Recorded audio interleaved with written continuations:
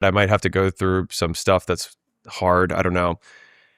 And, and my dad's given me a lot of lasting gifts, but one of them, he said, think about every hard thing that you've gone through up until this point. He's like, there is nothing that they can do to you that is worse than that.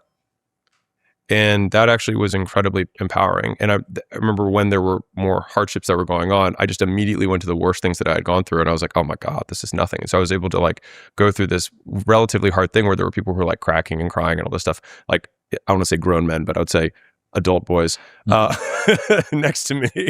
And I was able to stand tall because it was just like, there's nothing that these other 21-year-old guys can do to me that I have not suffered through.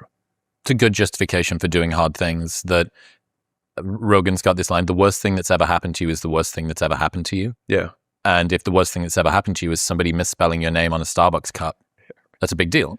Yeah. But if the worst thing that's ever happened to you is 1,000 times worse than that, I think one problem we have is recency bias, that if you haven't been through a tough time right now, your memory of being able to deal with hard things, you kind of get velvet prison syndrome. Mm-hmm. And sometimes you can forget. Like, I guess chicks would say, like, I'm still that bitch. Or I've still got that capacity. Sometimes we forget.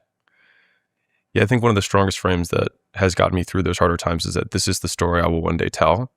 And so it just like almost the more bad things that happen, it's like the more epic the story becomes. And so, I mean, and the main beneficiary of the stories that we tell is ourselves, because we're the giver and the receiver of most of the stories. But